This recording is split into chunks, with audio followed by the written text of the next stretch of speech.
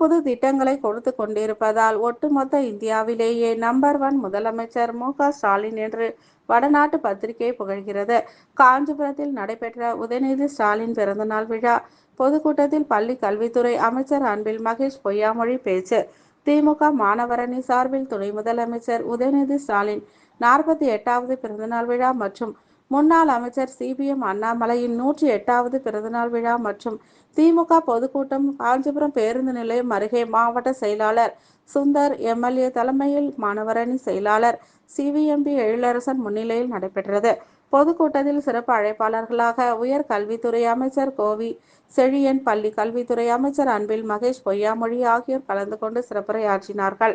பள்ளி கல்வித்துறை அமைச்சர் அன்பில் மகேஷ் பொய்யாமொழி பேசுகையில், மக்களுக்கான திட்டங்களை நாளொரு மேனியும் பொழுதொரு வண்ணமாக திட்டங்களை தலைவர் கொடுத்து கொண்டிருக்கிறார்.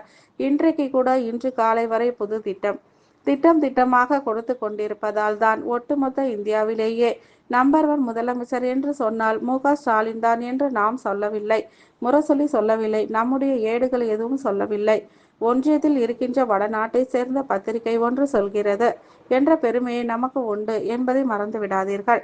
பொதுக்கூட்டத்தில் மாவட்ட பொருளாளர் சன்ரண்ட் ஆறுமுகம், மாநகர செயலாளர் தமிழ்ச்செல்வன், துணை செயலாளர் முத்துச்செல்வம், மாநகராட்சி மேயர் மகாலட்சுமி, மாவட்ட இளைஞரணி யுவராஜ், நகர இளைஞரணி சுகுமார், பகுதி செயலாளர்கள் திலகர், சந்துரு, தசரதன், வெங்கடேசன், மகளிரணி நிர்வாகிகள், மாவட்ட மகளிரணி செல்வி, மாநகராட்சி மாமன்ற உறுப்பினர்கள், மாவட்ட ஒன்றிய பேரூர் கிளை கழகங்களை சார்ந்த கட்சி நிர்வாகிகளுக்கும் ஏழை எளிய மக்களுக்கும் நலத்திட்ட உதவிகளையும் வழங்கினார்கள்.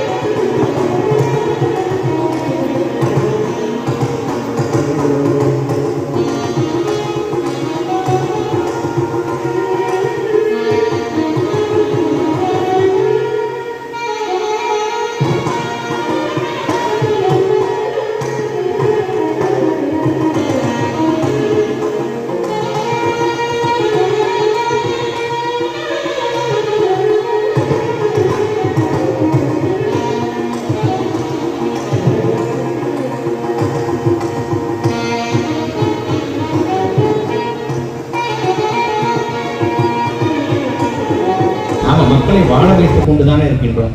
மக்களுக்கான திட்டங்களை நாளொரு மேனி பொழுதொரு ஒன்று நம்முடைய தலைவர் கொடுத்துட்டு தாங்க இருக்கிறாரு. இன்னைக்கு வரைக்கும், இன்று காலையில் வரைக்கும் ஒரு புது திட்டம். இப்படி ஒவ்வொரு திட்டமா கொடுக்கறனால தான் ஒட்டுமொத்த இந்தியாவிலே நம்பர் 1 முதலமைச்சர் என்று சொன்னால் அது மு.க.ஸ்டாலின் தான் என்று நாம சொல்லல, முரசொலி சொல்லல, வேற எந்த நம்முடைய ஏடும் சொல்லல. ஒன்றியத்தில் இருக்கின்ற வடநாட்டை சார்ந்திருக்கின்ற ஒரு பத்திரிகையை சொல்லுகிறது என்கிற பெருமை நமக்கு உண்டாது. நீங்க மறந்துடாதீங்க. நீங்க நம்மை பொறுத்தவரைக்கும் நமக்கு விமர்சனங்கள் செய்வது யாராக இருந்தாலும் பேரறிஞர் அண்ணா சொல்ற மாதிரி தான், விழுகிறக்கள் விழுந்த இடத்திலே மூழ்கி போக நதி தன் பாட்டுக்கு போயிட்டு இருந்துச்சு. அந்த மாதிரி நம்ம பாட்டு போயிட்டே இருக்கோம். நம்ம மக்களுக்காக இருக்கக்கூடிய நதி. மற்ற பேர்லாம் அங்கே ஸ்டாக்னேட்டா அங்கே நின்று சாக்கடையா மாதிரி போயிட்டே இருக்கும். அது நமக்கு தேவையில்லை, அது பயன்படாது. அப்படிப்பட்ட ஒரு இயக்கத்தை சார்ந்த திமுக பொறுப்புல இருக்கிறது மட்டும் இல்ல, திமுக உடன்பிறப்புன்னு சொல்றதே பெருமைதான் நம்ம ஆளுங்களுக்கு. அதனாலதான் இன்னைக்கு ஒவ்வொருத்தரும் புதுசா வரவங்களாம் நம்ம அழிப்பேன் ஒழிப்பேன்னு சொல்லுங்க. அதை பத்தி நம்ம கவலைப்பட தேவையில்லை. ஒட்டுமொத்தமாக தாய்மார்கள் நீங்கள் முடிவு செய்து விட்டீர்கள். அந்த விதத்தில் இன்றைக்கு உங்களுக்காக உழைப்பதற்கு உங்கள் வீட்டு பிள்ளையாக நம்முடைய தமிழ்நாட்டுடைய முதலமைச்சர் காலம்பரம் நீங்க பிள்ளைங்களை நல்லா ட்ரெஸ் பண்ணிட்டு போய் நீங்க ஸ்கூல்ல விட்டா போதும். முதலமைச்சர் உங்கள்கிட்ட கேட்டது உண்மையே ஒண்ணுதான்.